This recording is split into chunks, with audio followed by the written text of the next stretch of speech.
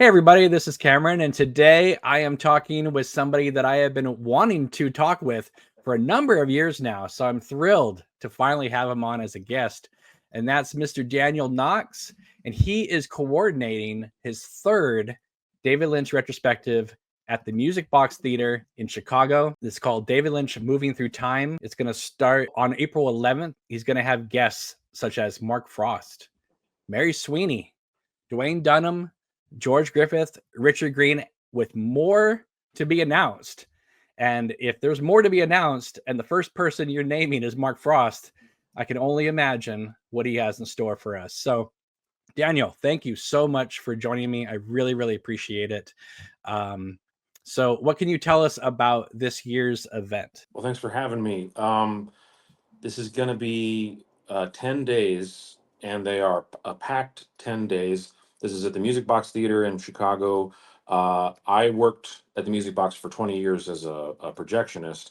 And over the time that I worked there, I kind of became known as like the David Lynch guy among the staff. And so when we would show Lynch films, I would put things together and thread together like uh, uh, these sort of interviews and clips and shorts and things that were relevant to the film. And then in 2017 they let me have a week to do that with, and it went over great. We did it again in 2022. It was even bigger. And so this is 10 full days um, that start in the early afternoon or the morning, going till late in the night. And there's a lot of ticketed shows, and there's a lot of kind of secret shows, and there's a lot of things that we're fitting in between things. And it's something that we had already in play, already established. We were getting ready to do it. Uh, I had met with the theater when I was back in Chicago to work on some music, and we were getting it started. And then when I got back in Porto, where I live, the that's when I found out that Lynch had passed away. And strangely, there was already a retrospective going on here at the time, because I think in Europe they had Studio Canal was already playing some things. The idea behind moving through time is to bring everybody together and just watch everything, just to lay it all out, not in any specific order, but just to spend time in a theater with like-minded people, watching the films and talking about them with people who worked with David on different levels. And I'm really pleased with the guests that we've got, which is really due to Scott Ryan of the Blue Rose. Like, he helped us with all these guests and did an amazing job with that. And he's going to be doing the interviews, because I'm not. If it was me doing the interviews, it would just be like the Chris Farley show. I would just be too starstruck to be doing it.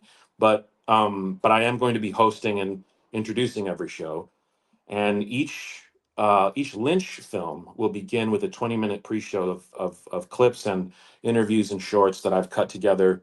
Uh, Things that sort of bring you uh, further into the time and place that the film was released. So it's not going to be anything spoiler. It's not going to be uh, trailers or anything like that. It's going to be things that would have been on television at the time. So, you know, uh, David Lynch on the Tonight Show, things of that nature. Siskel and Ebert review of Blue Velvet, things like that. So, you're not going to show Pretty as a Picture before Lost Highway, is what you're saying? No, but there's going to be some televisions, some CRT televisions in our lounge that are going to be showing some things that won't be on the big screen, but that if you're there, like I'm trying to, and this is difficult, but I'm trying to put together I think it's 950 weather reports, and Oh, we're going to wow. have those playing consecutively. I'm burning them to disc and getting them, putting them on or if I can, put them on VHS and just have them play through the entirety of the festival on one of the televisions. So that's going all the way back to like the early 2000 davidlynch.com weather reports as well. Yes, and I have those. I've saved all those, so I have all of those, and it's just been a process of re-downloading all of the new ones. That's been like exhausting. But I got a new hard drive. I'm backing it up. I have everything. I've asked this of my guests of late. Where were you when you heard the news that he passed away? So I was like I said, I was here in Porto. Um, I had literally just got in from my flight, and uh, a weird thing happened. And I'm not a religious person. I don't believe that there's anything at all. But I think that there was a church bell that rang because there's a church down the street from me. I mean, it rang because it was 6 o'clock, and that's what it does, right? But that's when I found out. I found out because a person who uh, I know texted it to me, and then the church bell rang, and I was like, oh, that's strange. And the funny thing was, as I found out, I was picking the films I was going to see. There's a theater here called Cinema Trindade, and they were doing a Lynch retrospective, and I think they showed like 6 or 7 different things, and so that night I saw The Elephant Man, which was a crazy movie to watch with that news in mind. Like Right. that was kind of heavy. But putting all of this together has been a way for me to kind of process it, if that Hmm. makes sense. Hmm. Uh, I say that like I knew him or something, but he was, a part of my life. I since I was 13 years old, I've been collecting things and immersing myself in it, and was annoyingly making it part of my personality at various stages in my life. So the and I think the one of the things that really hit me about it in recent weeks, as I've been putting all this together, is that something that would always occur to me was, oh, I wonder what he's doing right now. And I would always think, oh, probably something, he's probably having dinner, or maybe he's painting, or maybe he's, and that's one of the things I loved about all the videos that he posted to YouTube later in life. They would be these, like, I love that video where he talks about his pants. That was so relatable to me. Right. Finding a good pair of pants and why it's so hard. Or the one where he talks about how he pees in the sink in his painting studio because he doesn't want to go all the way back into the house. And these relatable things that uh, really, like, didn't kill the mystique of him at all. They just made him more of an interesting, well-rounded, and relatable person. But uh, it's strange to have those thoughts now. I wonder what he's doing now, and he's not doing anything because he's gone. And that was the the hardest part of it. I think was letting that go. Well, I've talked with a lot of people who, like me, never had the chance to meet him. I know people who have met him, and he was a part of their life, but I unfortunately wasn't ever in that position. But so in a way, it still feels like David Lynch is out there. Yeah. you know. Um, Well, I did meet him. Working at the theater in 2007, when they said that they were going to have Inland Empire, uh, David Lynch's people reached out to the theater saying they were looking for a local musician, and I put my hand up right away, and they sent him some things, and he said yes.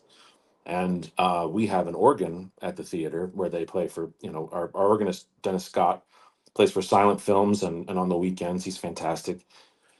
And I'm not an organist. I can't work the pedals or anything like that, but I spent time with it, writing something and making something. And when he came for Inland Empire, I played my my little Inland Empire overture. Is what I called it. And then he read a poem. And between two screenings, I went to dinner with him and some of the people who worked at the theater. And um, I don't, you would think I would remember everything about this dinner, but I don't. I only remember a few specific things. I remember that he talked a lot with his hands. He did this all the time, and it felt like he was putting out radio signals into the air. It was beautiful. And he received a phone call at dinner from Justin Theroux, who I think had just sold his screenplay for Tropic Thunder. mhm. And we talked a little bit about, he ate ravioli. I remember that. And he liked it. And he talked about how many 35 millimeter prints of his movies he owned, and he said that there was one in Italy where they had redubbed Blue Velvet into pornography, essentially. And I thought that was really interesting, but he didn't really want to talk about it. Um, and uh, and then we went back and did it again for the second show, and I got to tell him everything I wanted to tell him, which was amazing. And then he was gone, and but it was like kind of the perfect way to meet him, and it interestingly led to a lot of great things in my life and career that sort of came out of that. But that's a much longer story. It's funny you talk about how he was a part of your life for so long, even going back when you were younger, because I was the exact same way. When I was in 8th grade, which was the early part of 1990, that was the explosive year that I like to talk about on this channel, between Twin Peaks and Wild at Heart and Industrial Symphony and American Chronicles. It was just the year of Lynch. Yeah, We had the 8th grade graduation, and it wasn't like high school graduation, but it was just kind of you walk across the stage, get a little plaque. Hey, you're going to high school, great. But I remember he had just done an interview with Siskel and Ebert on one of their hour-long shows, and he was talking about Wild at Heart coming out. And I'm trying to think if it had played yet at Cannes or not. I'm not quite sure. But in the whole interview, he was in a nice suit with the shirt buttoned up, no tie, right? Just that top button, right? And I remember thinking, that's what I'm going to do for my 8th grade graduation. So I wore no tie. I just buttoned it all the way up. And I remember getting some pushback about that. I was like, no, David Lynch does that all. Who's David Lynch? I'm like, oh yeah. But I mean, like the fact that he was inspiring me to do fashion choices when I was 14 years old is insane. I definitely was doing some of the same things when I got to be like 16, 17. I had my hair kind of trying to do it like his. I yeah, I wore the button all the way up and all that stuff. Um, yeah. Oh, I have to So point out to you my yeah, it's really dirty, but I have my Dumbland mug. wow. It's one of a kind. Oh yeah, I've never Um, seen that before. I think I got it from someone on Etsy who made like one and then never sold anymore. So I was very fortunate. I gotta say, some of those people on Etsy are incredible. There's amazing stuff on there. Yeah, I'm like, oh, I Yeah. wish I had all the money in the world. Wish I had Elon's money. I would actually make the world a better place. I do hope one day when Criterion eventually releases Wild at Heart on 4K that we will be able to. I know it's just one shot, but if we could get the Willem Dafoe shot that played at the Cannes Film Festival that won Mm. at the Palme d'Or, I would like to see it put back in to Wild at Heart so we could at least see the version that played at Cannes. I don't Um, know. So I don't know what version we're getting this time, but I know that last time we had the X-rated version. There's only a few prints of that moving around. I'm not sure what we have this time. I can't say. it's only one Um, shot, so that makes it I right. know, but Yeah. it's the difference between it Right. being X-rated. Um, but in terms of what we have, like what I really want to try to impart to people is come early for the pre-shows. Every pre-show is going to be 20 minutes before um, the stated showtime, at least 20 minutes, and then stay after because I have this list of things that it's sort of like my secret menu to order off of. And it's like, if we have extra time, if we made time, then I'm putting that on screen. I'm talking about things off of the Lime Green set. I'm talking about things off of Dynamic O1 and davidlynch.com and things that are things that are on the IMDb that don't get a lot of play that you've never seen on the big screen before. And His Rats commercial, Lady Blue Shanghai, things oh like that. yes. Well, actually, so that's an important thing. On the very first day, the very first show, which is I think going to be at around 4 p.m. I'm having a free screening of his commercial work. I found some pretty nice sources for that too, so I think it's going to look fairly good on screen, like for a lot of it. A full run of his commercial work, and I'm trying to put together kind of clips of some of his acting roles to follow that with. So that's going to be a free screening, and that's the very first thing of the day on Friday, April 11th. That Heather Graham Calvin Klein black and white commercial will look stunning on the big screen. Oh yeah. Oh yeah. Uh, and we have a night where we're doing, and I'm still kind of crafting this, but we have a night where we're going to do a sort of a music night, not with musicians, although I might play something. People asked me if I could. I might do one little thing, but uh, we're going to do a program of his music videos, and I'm going to give a talk. Scott's going to give a talk about his new book, and then I think we're going to have a secret screening that follows that. Not sure, but you can probably guess what it would be in that case. The Log Lady documentary. No, but we are showing that, and Richard Green is coming with that, so that's really exciting. And he's also going to be showing I don't know Jack, which I'm pairing with Eraserhead as a double feature, which I think will be really nice. Let me just pause right there, and I've brought this up in the past, but for any new viewers, if you have not seen I Don't Know Jack, you need to. It's not just the documentary about Jack Nance. It is truly one of the most moving films I've ever seen. There are stories in that to this day, like, haunt me. Yeah, it's uh, great. the whole story about Jack Nance and what happened during the making of Meatballs 4. I just, it'll never leave you. It'll never leave you. Um, and yeah, it was just one of those movies that I randomly purchased off davidlynch.com back in the day. And when I watched it, I was like, wow. I mean, it looks like it was made for $5, but it has all the feels in the world. And so if you It's really can, great, and the interviews are really really well done, and the interviews yeah, feel very open and personal, and not like these guided sort of interviews that you get in a lot of documentaries. no, Uh, it almost felt like something that friends and family made for friends and family, and we right. just get a chance to look at it. Um, Speaking of documentaries, another one that we have in there that I really love is Blue Velvet Revisited, Hmm. which is have you seen that? Hmm. So I'm doing a day. That's Wednesday the 16th. We have Blue Velvet, which I'm following immediately with its deleted scenes, and then Right. following that immediately with Blue Velvet Revisited. Yeah, that was one that was very hard to find for a long time, and then Right. Criterion thankfully put it on their disc. Well, it was called for a while. It was called No Frank and Lumberton, and then he recut it and kind of Right. changed it up. And I think it's ultimately better for being recut.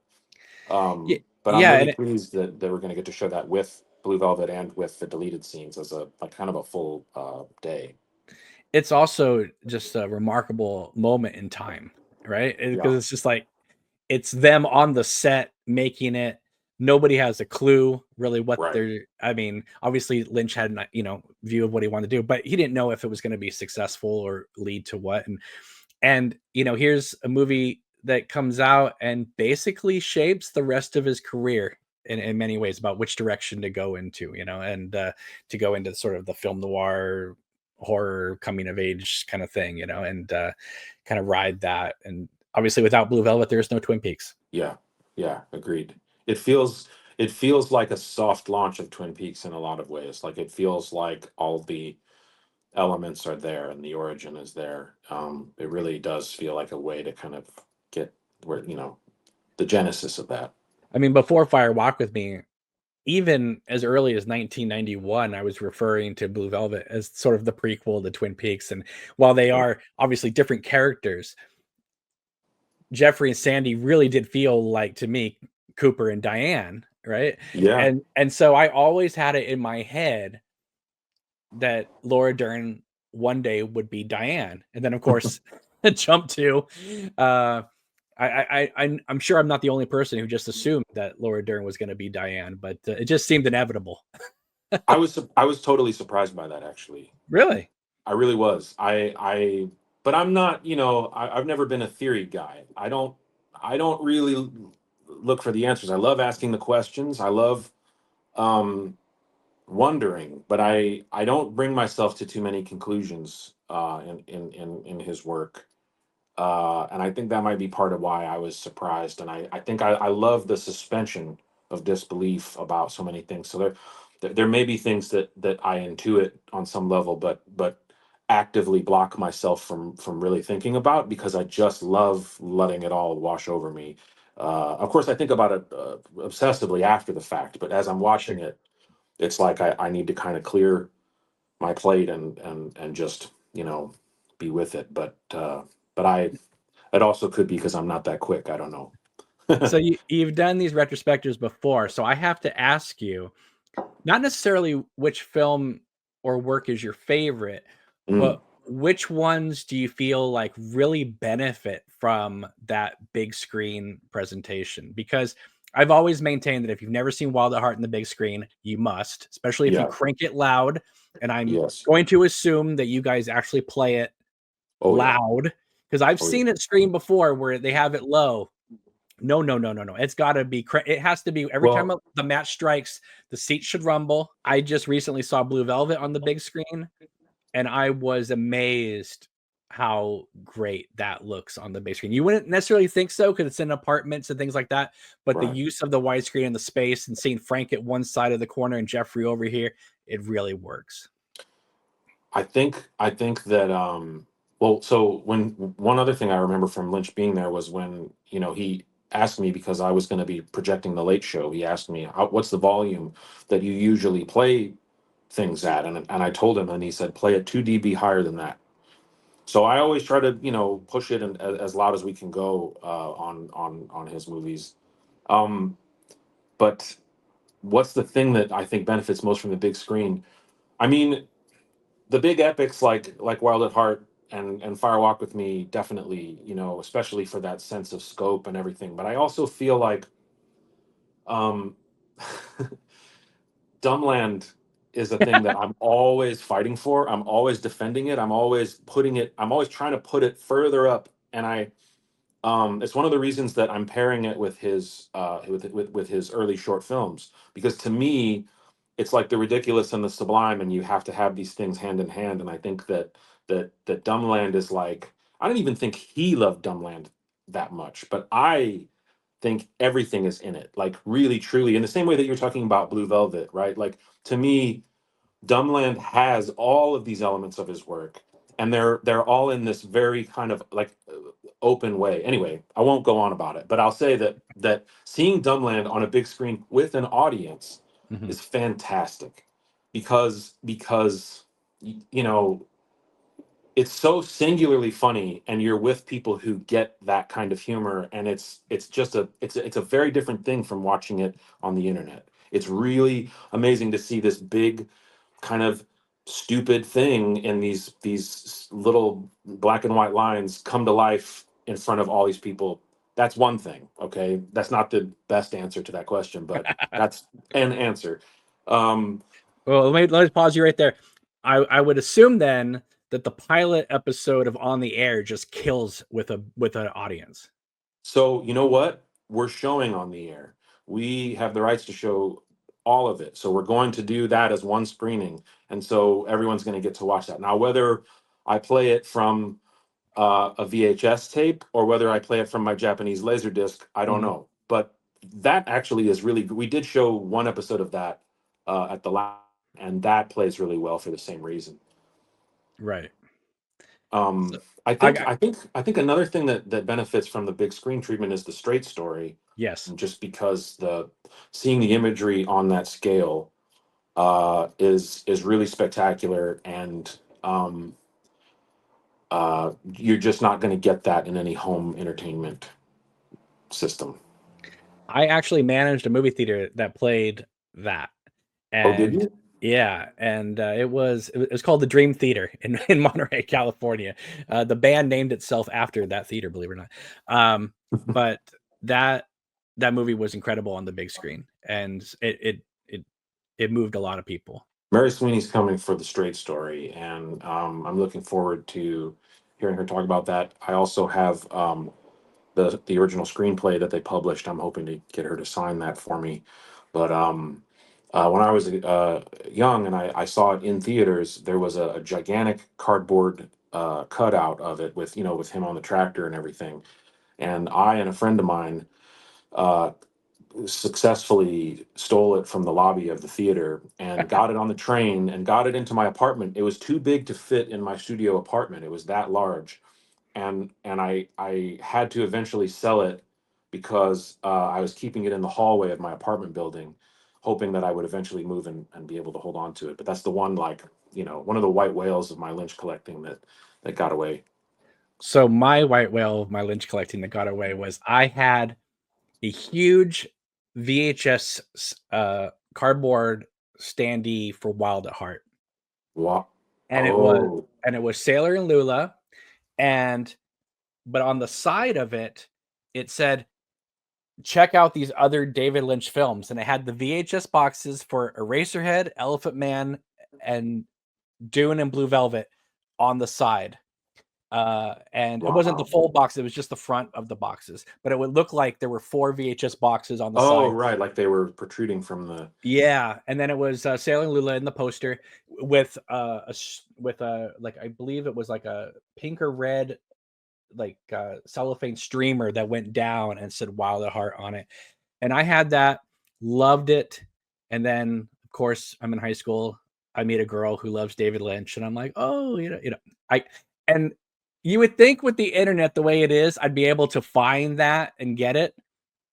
I can't find it anywhere. And nobody that I know has ever seen it either. I saw a standee for it, but I can't confirm on eBay, and it was like $200, and I was broke at the time, so I didn't Yeah. get it. But uh, what I do have, I have the video promotional fake record player for Blue Velvet that comes with a poster, and it comes with an actual record that but doesn't play. But I have that. The one of the big ones I'm looking for is at the premiere of Lost Highway. They had those stanchions, those like with the orange light on top, and it kind of, the road blocking things. Yeah. And the red carpet was lined with them, and it said Lost Highway on it.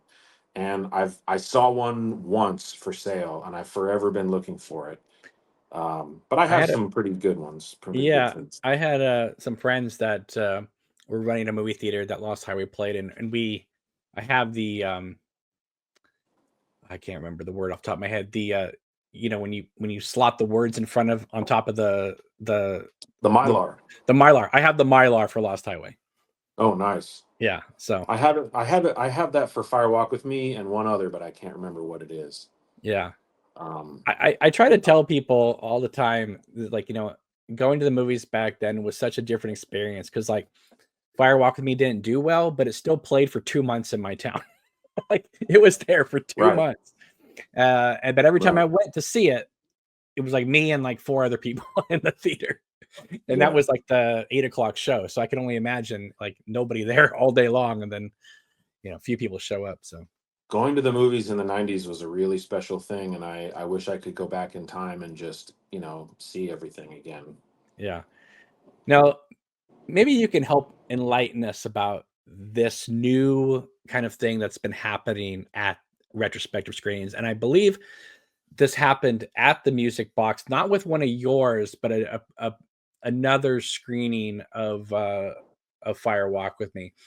There seems to be this sort of and Patrick Bromley of F This Movie, who's also works with the Music Box, he talks about it too.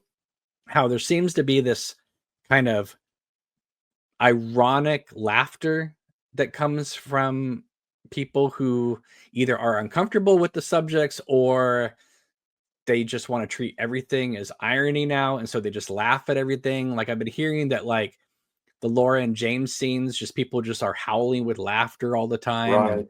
and I'm curious, have you seen this I yourself? have. I mean, so when I was 14, and it was like all very new to me. My Mhm. parents took me to Tucson, Arizona, where my stepdad had some like speaking engagement, and they just kind of let me go.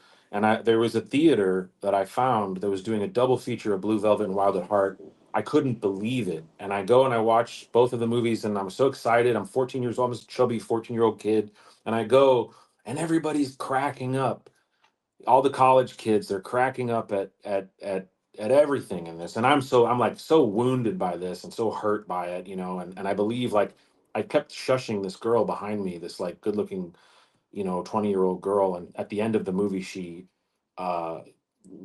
berated me in front of everybody, and it was really embarrassing and everything.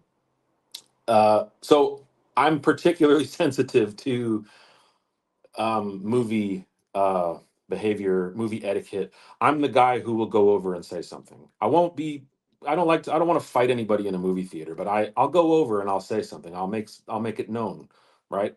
And I feel like you only have a few chances to do that, and then what's done is done. But as far as like the irony and the laughter and things like that, I think that I feel like an old man saying this, and I am an old man saying it, I guess. But I think that the internet and everything has sort of led us to a place where we're not in our own skin, and we can't just let something happen. And I think that I'm going to do my best to go to great lengths to express to people, you know, um, you're going to be seeing things that you've already seen. You're going to be seeing things that where people are behaving in a way that is not the way that people behave, or that seems outdated, or that it doesn't match, reality. And what I'm going to ask of the audience, and what I hope for most audiences, any audience that I go into, is like, let's watch this as if it was the first time together. Let's just let the movie happen. Let's let it take over. We're not in charge, the movie's in charge. And I think that, the place that a lot of that comes from, you can debate it, you can criticize, and you can kind of, really try to analyze and figure out what kind of person is the person that is the offender, and does the thing that annoys you the most. But it's like, I don't want to focus on that. I want to focus on appealing to the better part of moviegoers, that, like, we're all here together to appreciate this thing that we love. Let's treat it like it's the first time, and let's just let the movie happen, It's like, Wild at Heart has a lot of funny moments in it. Dumbland is a comedy. On the Air is funny. I'm not suggesting that people don't laugh at the works of David Lynch. It's just that There's sometimes, laughs there for sure. yeah, but sometimes they pick things that aren't meant to be funny, and then there's that roller coaster effect with audiences where, kind of snowballs, and all of a sudden then you get the whole audience laughing during, Laura telling James your Laura disappeared, and it's like, that's really not supposed to be the pinnacle No, of the laughs.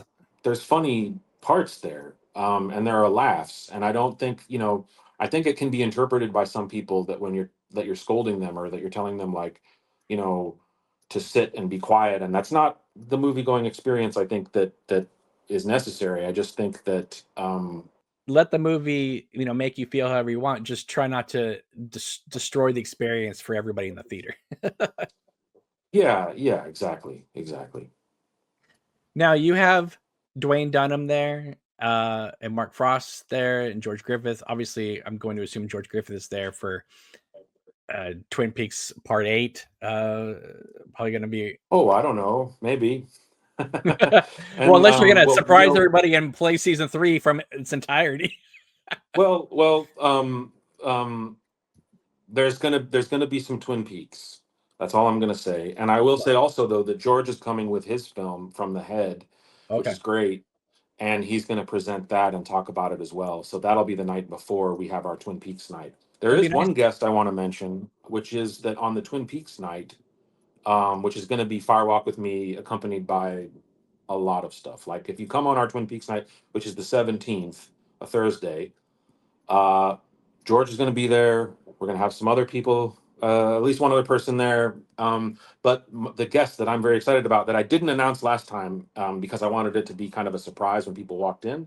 But there's the Stillman Wildlife Center is coming with a great horned owl that will Oh, be wow. present in the lobby, uh, during, the while people are going into the film, so people can come and see the an actual owl uh, at the screening. Now that I know in New York they did a screening of the limited series season 3, the return, whatever you want to call it, where they played the whole Hmm. thing.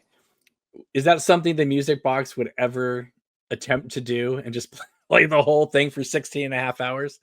Oh, Attempts have been made. I was attempting something a little bigger than that. That is a mountain that I hope to climb at a later date. We'll see. That's not happening in this iteration of things. Yeah, To me that's the mountaintop, and I think we're already kind of like at the summit right now, but yeah. like we're gonna get there. I Here's have a some. concept for. Sorry, go ahead. No. Go ahead. Tell me your concept. I'm sorry. Oh, I have. Well, I don't want to say too much, but I have a concept for a Twin Peaks experience that is like the grandest thing ever done. That I had a version of it for this. This isn't that because of rights and because everybody's kind of grabbing for rights right now with things. But it's something I'm working on, and there's going to be a kind of a version of it in pieces here that All we're going right. to see. Let me just make a prediction. You don't have to say yay or nay. Okay. Is it going to be anything like what Coppola did in the early 80s with the Godfather epic and put everything in chronological order? Like start it with the atom bomb and then work its way. No, although that's a very interesting thing, and it does bring up something that I want to talk to you about, which is the concept of fan edits. Oh, yes. I definitely want to talk to you about that later, but no, it's not that. But it is like I have this concept to show everything Mhm. and to thread it together with things in between each episode. I have a really, really good plan for that. I've already kind of started like drafting it out, and one day I hope to uh, pull that off. I feel like I want Twin Peaks to have. Um, this is to me, this is more of an academic affair in the sense of it's everybody coming to the cinema and then talking to the craftsmen and the artists who help make it and that sort of thing. I didn't want this to feel like a convention, but I have a convention style thing that I think is a really beautiful idea. But we're a ways off from that. But this is you're going to get the heart of that here at the music box. And I know this is a David Lynch retrospective, but I feel as Lynch fans, we should all be turning up the heat and so we could get Jennifer Lynch's Boxing Helena released to 4K or at least Blu-ray. Yeah. Well, I've been searching for that Laserdisc box set that is so nice. I was glad that last time we had a really beautiful print of Boxing Helena that we showed. Oh, you have it. I Holy do. shit. I do. I Wow. do. I do. I do. I do. And her and Sherilyn both autographed it. Oh, that's amazing. The only thing That's I don't have is the 24K gold CD of the soundtrack that's included. Everything else is there. It has the full director's cut, and it has this video conversation, which I think I had it uploaded to I've YouTube seen that. a long Yeah, time I've ago, seen that. and it's hilarious because she's there with the producer Carl Mazzacone, and he's talking about how Jennifer's idea of putting Julian Sand's character in this estate goes against everything that you would think, and like normally you would just do some sort of run-of-the-mill Texas Chainsaw Massacre type of house, and then Carl Mazzacone later in years would do the Texas Chainsaw 3D. So Oh, right. I find that just a fun bit of history in That's there. Are you gonna be showing Wendy Roby's short film, or is that because I know yes, okay. so that's one of the unannounced guests. She's going to be with the short film My Last Martini, which is going to play before Wild at Heart on, I believe, the 17th. Yeah, she's always a fan favorite to meet and stuff. Um, Yeah, yeah. I've never met her, and I'm really excited to. Um, I- both of the Wild at Heart screenings are kind of double features, by the way, because the one that she's going to be attending, we're preceding that with Red Rock West, oh which I wow, think is makes it a nice Nick Cage double feature. And then the previous screening, which Dwayne Dunham will be at, that's preceded by both Wizard of Oz and Lynch Oz. So the day starts out with Lynch Oz into Wizard of Oz into Wild at Heart. when Red Rock West came out, I remember going to see it because it was like, here's Dennis Hopper from Blue Velvet, here's Nicolas Cage from Wild at Heart, and Lara Flynn Boyle from Twin Peaks, all in one thing. Yeah. I go to see it in the theater, and I'm like, wow, that was really good. And then on the way home, I stopped by my local video store, mom and pop video store, to rent something for later that night. And I go in, and on the new release wall is Red Rock West. And I guess Really? Showtime played it in the theater at the same time as releasing it on VHS. I had no idea. So That's weird. I remember seeing that in Chicago because I was up in Chicago with my mother, and when I was young, I was living in Springfield, and I would go see anything that I didn't know what it was. If I saw a title of something I didn't know what it was, I would just go see it. And so I saw that, and it ended up I was like blown away that it was all these, Lynch actors in one space. yeah. Um, something else we're showing is River's Edge, Oh wow. which I think is a good, like, to me, I wanted to bring in things that were like in the orbit, right? And to Mhm. me, that is because Tim Hunter, who directed episodes of Twin Peaks, directed it. You have Crispin Glover, who was in Wild at Heart. You have Dennis Hopper, obviously, and yeah. So The story itself is about a young teenage girl dead on the bank of a river, e- right? And exactly, that exactly. story actually happened an hour and a half north of me in San Jose, California. I live in Monterey, California. Wow. So that was a big thing in the 80s when that film came out. And I remember that was a cable staple for me because it's a true crime Yeah. case and a teenage coming of age uh, high school movie. It was kind of, and amazing performances. You couldn't take your eyes off Crispin Glover in that movie. Um, that's an incredible film. I was just going to say, obviously not for this thing, but one day it would be great to curate a festival of movies that are almost Lynch adjacent that would Well, so we reflect are in canon. showing Sunset Boulevard as a double feature with Mulholland Drive. Oh wow. Um, One of the ones we showed last time that I don't know, I don't think we're going to this time, but we showed a movie called Desire in Hell at Sunset Motel, which have you seen that movie? No. So, I mean, you remember that period in the 90s, like when everybody started kind of ripping off Tarantino? Yeah. Like 2 Days in the Valley So, and things like like, yeah, exactly. Like imagine that this is the David Lynch version of that. that. Like Okay. this is a somebody kind of trying to rip off David Lynch in a very overt way, but it's fun. And Sherilyn Fenn is the star, and David Johansen is in it, and Paul Bartel is in it, and it's a really fun, goofy noir movie that looks fantastic, and belongs in that Lynch adjacent list. It's fascinating to me how different these three filmmakers are, and yet they almost, in a way, explored the world, a similar world from their viewpoints, but they shared a lot of the same casts: David Lynch, Jonathan Demme, and John Waters. And if you think about, Chris Isaac worked with all three of them, right? Right. Well, and, Is and and Jonathan Demme's an interesting one. I hadn't really thought about that with him, but now that I think about it, like Melvin and Howard feels very much like, in the world of the straight story in certain ways. And then there's a great movie that he did, a really underrated movie with Christopher Walken called I think it's called Who Am I This Time? Mhm. Where he's like a young actor who, this girl that, they're doing a play together, and she falls in love with him as the character, but not as the person, and it's that has a lot of the identity and duality sort of things that Lynch has going on. So it's interesting. I should think a little more and, about and Jonathan Demme he, in he, that light. I he never really had.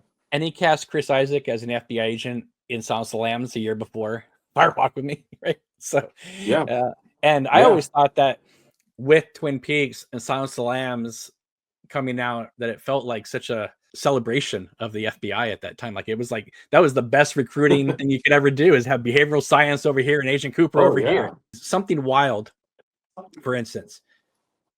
I mean, halfway through the film, spoilers, Ray Liotta captures Melanie Griffith and Jeff Daniels and takes them on a crime spree.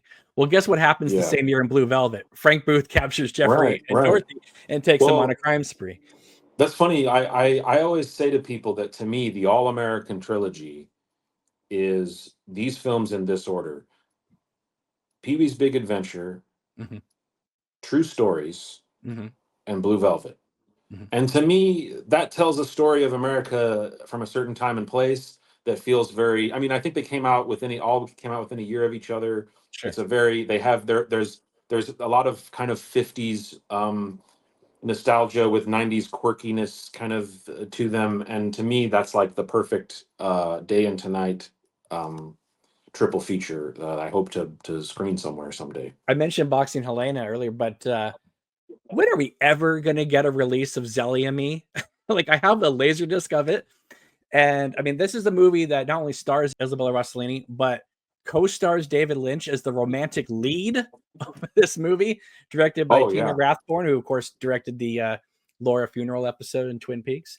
Um, Yeah, I got to interview her actually because we showed a 35 millimeter print of Zelly and Me at our last retrospective. I don't know why that hasn't been scanned and released properly. It's such a like it's such a nice movie. It's like a nice afternoon movie, and he's so good in it. I think he didn't. One of the things that she told me was that he wasn't pleased with his performance in it, but I thought he was great. He was just so sincere it's just um, shocking how much screen time he has in it. Right, this is before he yeah. gave himself the lead role in season 3, but it's like I I I was amazed that because there's no DVD, it's not streaming, there's no Blu-ray. I just have a laser disc of it that I believe is full screen. So it's like, I have a nice digital file of it I can send you that looks pretty good. well, that would be cool. If they do another Twin Peaks release, I hope that it is affordable. Well, they just repackaged the ZDA set as Yeah, I saw $55. that. I'm So glad for that because that's a great set. It does lack some of the things that mhm. the season one DVD had, and it lacks some of the things that the gold box had. Yeah, But I have most of those things as files by now. So yeah. The Saturday Night Live parts were eliminated, and I yeah. believe the Georgia Coffee commercials, the original season 3, were left off. Um, They should have had Ken in the return. I think Ken would have been amazing if they just like canonized the Georgia coffee commercials and had Ken cracking open a Georgia coffee and solving crimes. It wouldn't have been so out of place for them to just all of a sudden be in Japan. One thing about those coffee commercials that's always shocked me is I always thought they were filmed during season 2, and then I found out they were filmed a year after Fire Walk with Me. So to think that, Lynch makes this really dark, oppressive film about Laura Palmer and then goes back to the season 2 vibe for these coffee commercials is like, it says to me that David Lynch himself didn't move into this darker space that would, go into Lost Highway and all that. That it was a choice to make Fire Walk with Me in that tone. And I've always maintained that season 2 of Twin Peaks was cut down the middle and all the dark parts became Fire Walk with Me and all the goofy stuff became On the Air. And that's in 1992, Oh the yeah, summer in summer of 92, they both dropped and audiences said no to both. So yeah, yeah.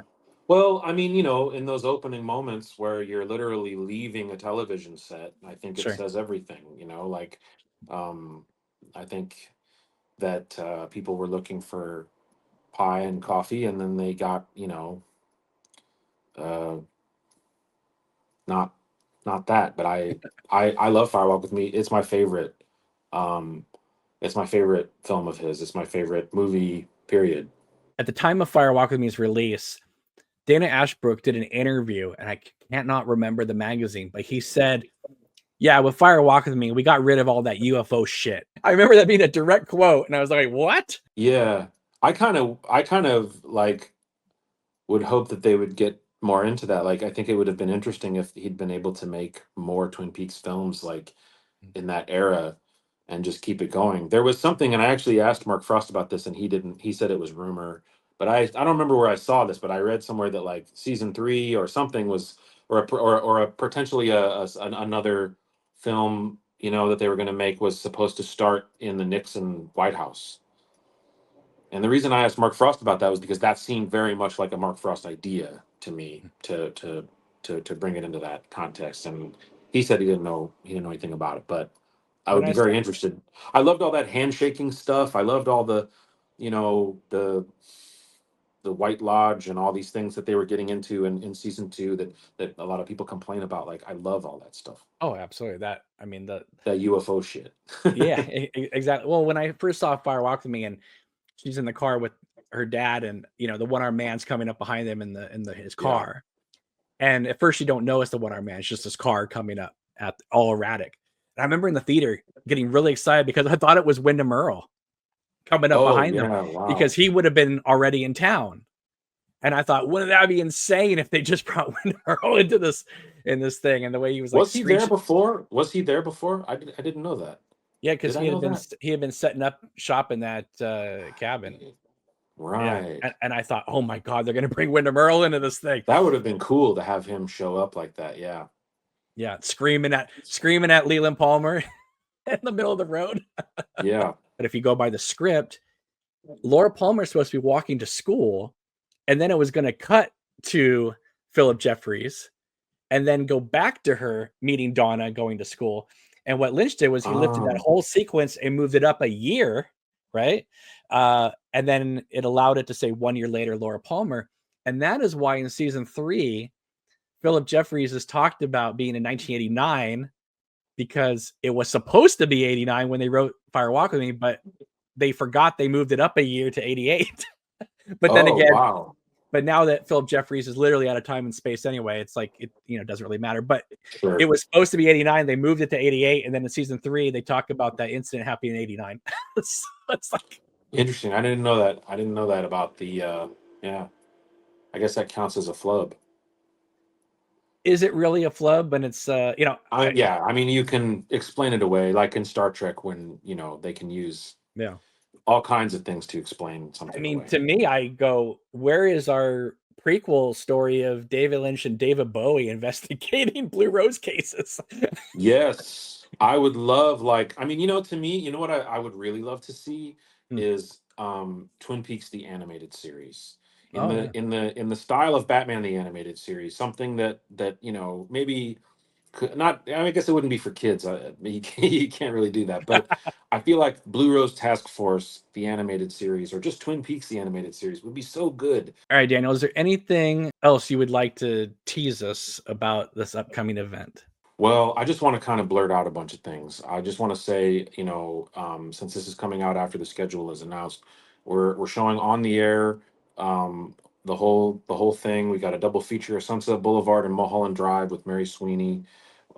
We've got a bunch of the documentaries. We have David Lynch, The Art Life. We're showing uh, Blue Velvet Revisited and I Don't Know Jack and the new Log Lady documentary from Richard Green. He's going to be there. I also want to say, like, the last day is what I'm calling Inland Empire Day because we're showing Inland Empire, Lynch One, all of Rabbits, more things that happened. Everything associated with that era is going to happen on that day, and it is going to be an endurance test. And if you are a Yeah. real David Lynch fan, if Oh. you're a real Inland Empire fan, you're gonna be with me, and we're gonna go through all of it together. And there will be a reward in it for you if you do, because that's our last day. And A again, plaque will be a plaque that says I survived Inland something, Empire yeah, Day. some kind of yeah, like some kind of some. I'm working on it, but there's going to be some kind of survivor sort of thing for that. But there's just so very much, and I want everybody to try to come to the things, the big things, but come to the smaller things and come to the things that you don't normally get a chance to see. Maybe like sit and clear your head, meditate, whatever you do for the days before, and then just dive in and come and spend the whole day. And if you get a pass, it's really worth it because you get to just see everything and so many things that you just don't get a chance to see on the big screen. And it's going to be a great environment. We're going to have pie and coffee. We're going to have all kinds of things that I didn't even remember to mention here. So it's going to be something really wonderful. Are you serving David Lynch coffee? I don't know if we're serving signature cup or not. I haven't worked out the coffee yet. We did do that one year though, so I'm looking into that. I don't know who the coffee brand is going to be this year. Last year we did Glassworks Coffee, and before that I think we might have done something else. But no, we did do signature cup. but there will be coffee. Don't worry about that. At the end of Inland Empire Day, will you be able to tell me what that film was about? I'll never be able to tell you what that film is about, and that is why I love that film so much. Inland Empire, to me, fulfills the promise of Eraserhead Lynch and Firewalk with Me Lynch and Mulholland Drive Lynch, and brings these things into one uh, sort of beautiful, punishing space that lasts forever and is never long enough at the same time. And I'm so in love with that movie, and I will fight anyone who disagrees with me.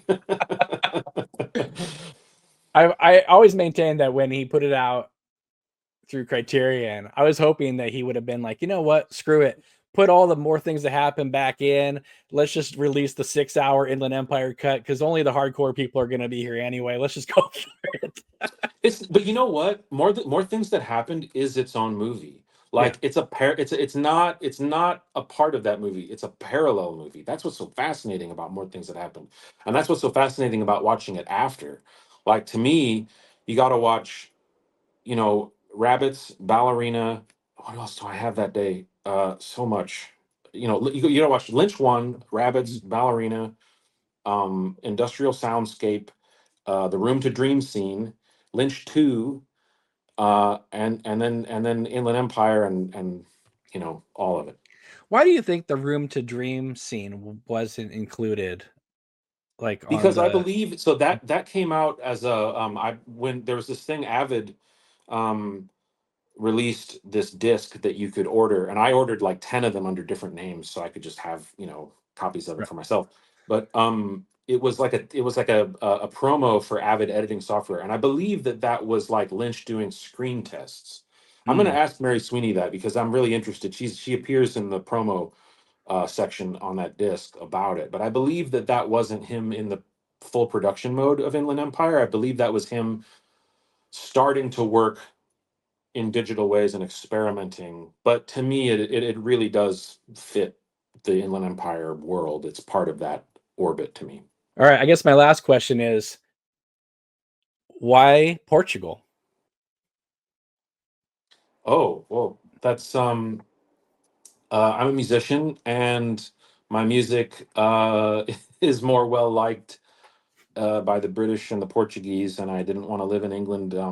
I like going there, but Portugal, I had played a concert here, and it's a beautiful country, and Porto specifically is such an old and mysterious city with many places to get lost. And you're near the ocean, you're near the river, the weather is nice, everybody is lovely. They have two great cinemas here, Cinema Battaglia and Cinema Trindade, and I go to them all the time. And the programming's good, and uh, it's just a wonderful place to be.